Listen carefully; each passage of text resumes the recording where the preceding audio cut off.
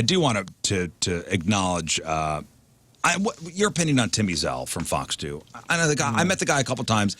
He's a very nice man. I'm not sure we've ever met, but he seems like, I mean, just watching him on mute here, he makes my day better. He seems just to be a positive heart, like a positive guy. He during the 6 o'clock news, he gives like an inspirational message. Really? That's incredible. I didn't even know that. Yeah. Oh yeah. And he's been doing it since the pandemic. Oh, that's wonderful. He's the goofy morning. Yeah, he's got real youth pastor energy. Mm-hmm. Yeah. Yes. Which I think that's where he was a real pastor, but also I think he's been a youth pastor. He announced he has Parkinson's. Yeah. So I guess on Thursdays, was it Wednesday or Thursday's newscast? It was Friday. I'm sorry, Friday. So this is from STLtoday.com. Tim Ezell, a feature reporter at KTVI Channel 2 News, announced on air that he has Parkinson's. He's been with the station on and off for 25 years. He received the diagnosis 2 years ago. Symptoms currently include a lack of balance, slow motion movement, stiffness, fatigue. He plans to keep on working. And he says it's a progressive disease, which means it'll get worse over time. But at what rate, nobody knows. He's 54 years old. Left the station back in 2014 to become a pastor, came back 2018, and he says he got a good attitude. He says, first and foremost, I know that God's got this. God's got me. He will be glorified through it. And there's no known cure for Parkinson's, although medicine, surgery, other therapies can help alleviate some of the symptoms. And he says he came out and said that he had Parkinson's because people were noticing certain things on the air. Oh, really? And we're writing him like, hey, man, everything okay? Wow, and he's 54? He's He looks 54. great. Dude, he looks younger than me. Yeah. He exudes like a 33. Yeah, it's one of those guys. I met him a couple times and just super nice. So Yeah. Through the roof positivity. yeah, Seems like a positivity wonderful through man. something like this. Yeah. And I know people give crap about the inspirational message. What harm is it? Well, you How either dare you receive be it or you nice. don't, right? It's okay.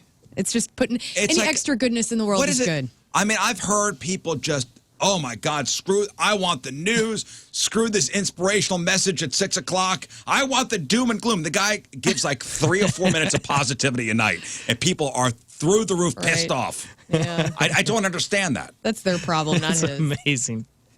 Right, that's a good point.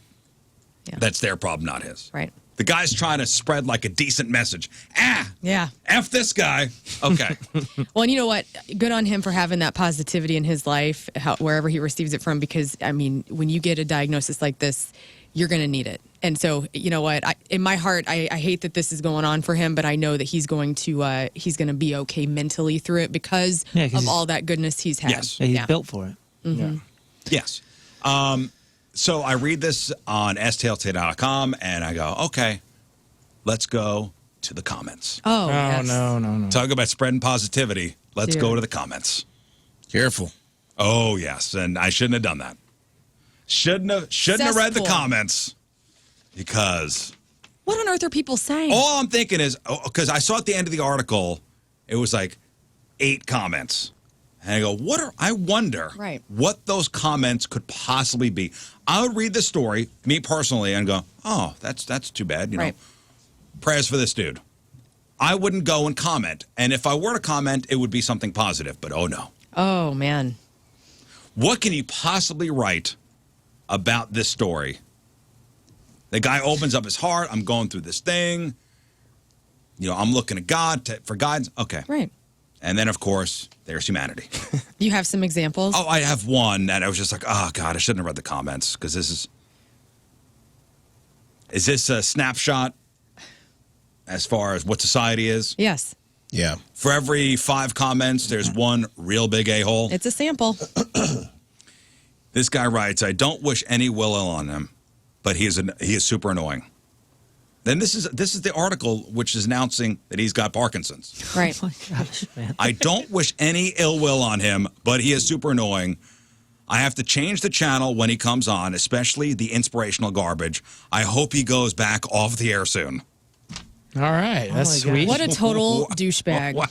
Right? I mean, this is just Yeah. someone detached. Tangentially, not even tangentially related to what the thing was about. Yeah. This person is so detached that they think that your opinion on this guy and what he does in the news matters enough to be typed out, hit enter, and then as if someone else is going to read and go, "Oh, thanks, Julie," or whoever. Anonymous, I'm guessing. You know what I mean? Like so detached from reality. Some stupid screen name. Right. Or some sort of anonymity behind it. Yeah, there's definitely anonymity behind it.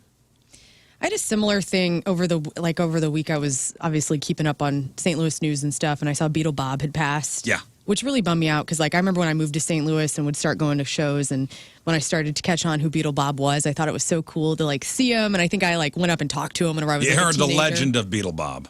Yeah, and and he was strange, but I liked that, and I really do think he was a cool element to St. Louis. In fact, Steve Gorman, who's the drummer formerly the drummer of the Black Crowes, he saw I posted about it on Instagram, and Steve posted about it too. So he was known not just here in St. Louis, but also international When bands would roll through town, when Beetle Bob was at one of their shows, it was a thing. It was like a St. Louis thing. And so anyway, I hated to hear that he had passed. And then I noticed the J.C. Corcoran, who I formerly worked with at K-Hits, posted just the most, in my opinion, in poor taste post on his Facebook page, just ripping Beetle Bob. And I thought, what a total why? Hear me out. I know JC has been polarizing in this town for a long time. I never was one to be he's an a-hole. I never have thought that.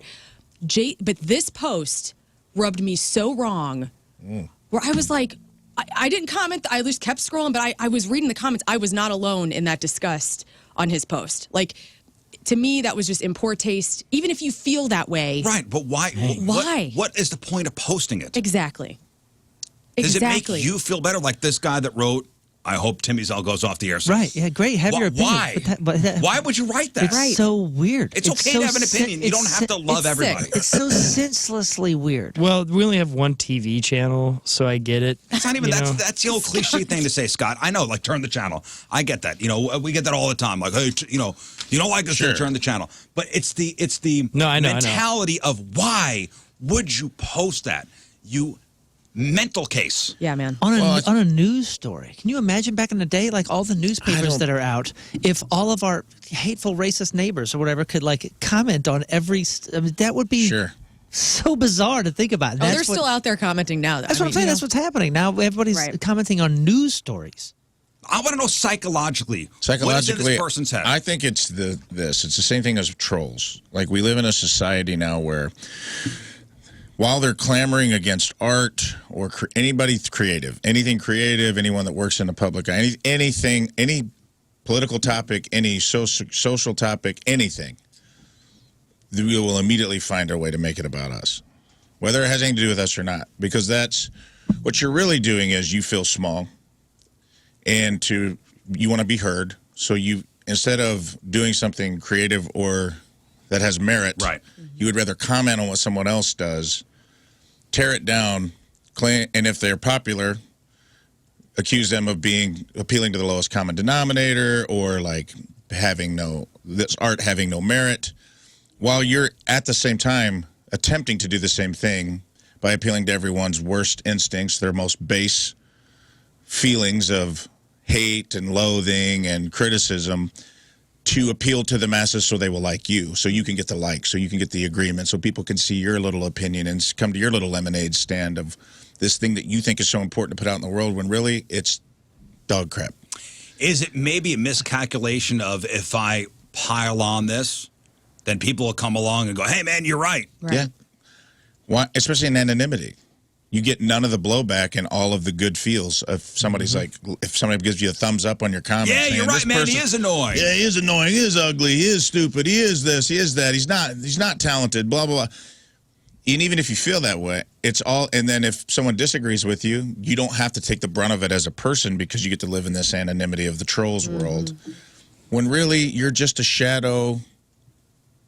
You're a shadow creative, or you're a shadow person who wants, instead of doing something constructive with their time, you appeal to the lowest common denominator. You get on there and you say this horrible, tasteless thing because you get the shock value of it without having to pay any of the social costs of being a total piece of garbage. Hey, and let's be clear.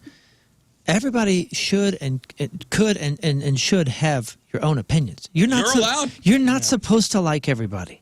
I mean, you know what I mean? Like a friend to all is a friend to none. Like some of you are supposed to hate me. That's fine. Agreed. That's great. That's how we live. We're all different. We all like different things. That's not what we're saying here. We're not saying, oh, he's a great guy on TV, you should love him. We're not saying that. Not at all. If you don't like the things, you don't like the things. I get it for whatever reason. Bro. But like, just because you don't like something doesn't mean you need to make the world a worse place by throwing your negativity out. We're not saying you have to like everybody. Just to be clear. I'm also okay with somebody posting that. I'm okay with it. I just want to know why. What causes you on an article that's maybe a 2.5 minute read to go and post something like that? Right. Yeah. An article about somebody's struggle, a difficulty. Right. Who just announced he had Parkinson's. Yeah. Like, what is in your head that makes you post that you don't like him, he's super annoying, and you hope he goes off the air? Because it's an opportunity to inflict. I think it's a something. personality trait. It's an extension of our personality. Because I'm here for one.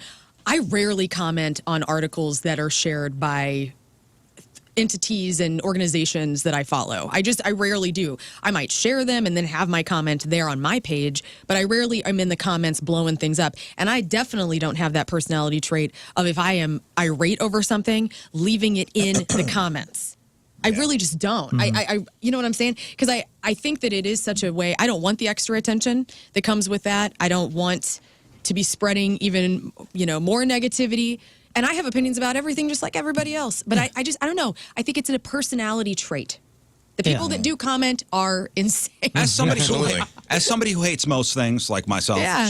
Exactly. You're not even on socials. Yeah. Yeah, but he also knows, we all know ourselves to be emotional people. We're human beings. And Sure. the last thing you want to do is comment while you're emotional, not even realizing you probably did, and now it's there forever. Maybe it's maybe I just like, can't slow down. I can't wrap my head around writing something so mean like that. Right. Yeah. Maybe that's why I get maybe not upset. As a connoisseur of hate, Right. you don't even leave bad Yelp Right. reviews. We talked about it earlier today. You're like, I'll leave a review if I really like a place. If I say nothing, that is my review. And you live in a world of hatred. Yes.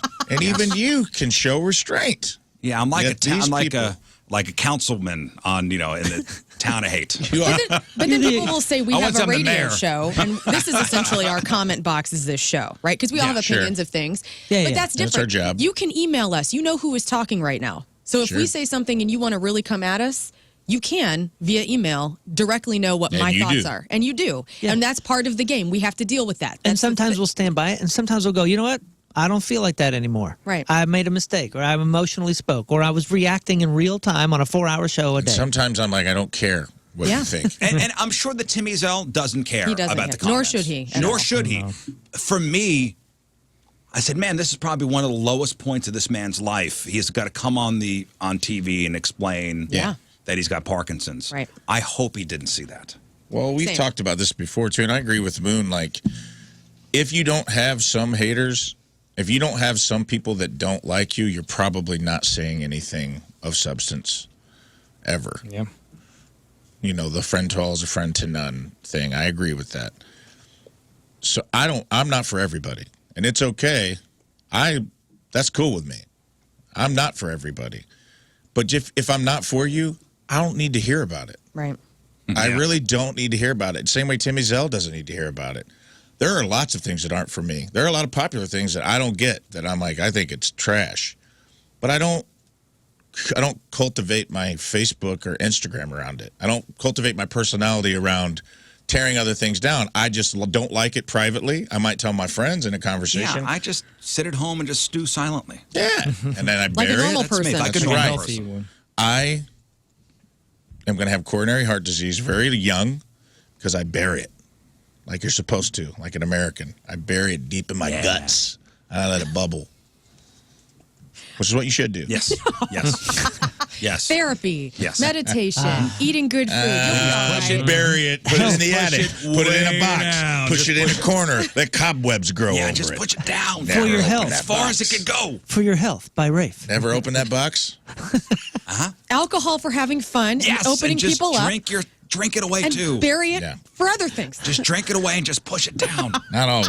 That's what an adult does. That's right. This this reminds me. The fundraiser I was at this weekend, because we kind of some topics we've talked about today. My cousin got too drunk because we were talking about like moods. Like I don't notice when people are drunk anymore, and I don't either until they hit a certain level of drunk. And I agree, alcohol can be a social lubricant. I always say I'm sober. I'm not a square.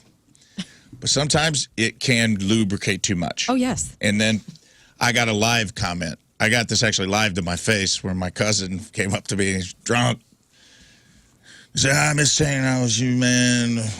Oh, there's nothing I'd like more than me and my wife just come up to St. Louis and have dinner with you and your lady and just have a nice, fun Saturday night. And I'm like, yeah, man, come up anytime. And he goes, oh, no, my wife hates you, man. Oh. Yeah. You lose. I go, okay. Sweet. All right. Well, And you see, that's one of those comments that have been put in the box and put in storage room B. yeah. But the alcohol opened the box. Sometimes alcohol opens the box, and you don't want those boxes open. I didn't say I didn't recognize drunk people. I noticed drunk people. Right. I just, No, I know. I just say like some drinkers think that non-drinkers are like noticing them drink. I just laughed, Well, I go, what's going on with that? And he goes, and it has something to do with like, I don't know, dude. I think we did ecstasy when we were like 19 years old together, and he told her about it, and she's like, he's a bad influence. And I'm like, I've literally been sober for 12 years, and that happened 20 years ago, and he just goes, hey, she holds a grudge. That's right. And I go, I guess so, man. But like, I don't need to know any of this, dude. We're sitting at the same table right now. Like, she's sitting across from me. You're telling me She's this. right there. We talk about those backhanded compliments where people are like, oh, I didn't like you at first. But like, I had a thing last Saturday or 2 Saturdays ago. I was at the Alley in Washington, which is actually a really cool spot. And had a guy walk up to me and he was like, oh, really excited you and Rafe joined the show. Got to get your stickers, And he's like, I'm just getting Rafe's sticker, though, for my brother. My brother hates you. And I was like, all right, cool, man. Like, how am I supposed to walk away from this? What am I supposed to do? He said I'm that going to to you? walk away. Yeah. I'm going to walk away from this interaction feeling what? I felt like I guess. What is in his head? Like the brother who came and grabbed my sticker. I mean, good, I guess. But now that your brother, and I gave him another sticker of my face. I go, here, put this on your brother's truck. Because I tried to make a joke out of it. But at the same time, I'm going like, I didn't need to know. I don't need to know. Right. Yeah. Because then it's, obviously I'm talking about 2 weeks later. Just take the sticker. And Throw it in the trash, man. Right. That happened at the fundraiser too. Like my cousins are like Moon stands because they're in bands. They love Moon. They listen to the show forever. They're Rizz guys. And he just took like 20 Moon stickers. And then left my stickers left all of our stickers Off to a creepy start. I'm your own cousin, dude. Sweet. I am your own family. I'm here hosting this benefit fundraiser for your father, our uncle. And shout out to all the uncles out there, man. I think uncles get a bad rap. I want to say As that. an uncle. I'm a man. Uncles are cool. I'm built by uncles, like a Ford truck built by uncles. That's me. Uncles are the cinder blocks holding up the. They really are. You know what I'm saying? And I'm a cool uncle. That's right. Yes, the grass won't be cut, but the uncles are the cinder blocks under that 68 Fairlane or whatever you got up in the yard. And this was my cool uncle that I used to clean Hungries in West Frankfort with him. He fired me 7 times for sleeping in the van, hired me back 8. That's what uncles do. That's right. That's what uncles do. Cool uncles. Cool. And all my uncles were cool, man. I'm a man put together by my entire assembly line was just cool uncles exposing me to stuff way too early in my life. Built by uncles. Built by uncles. Built Uncle Tough.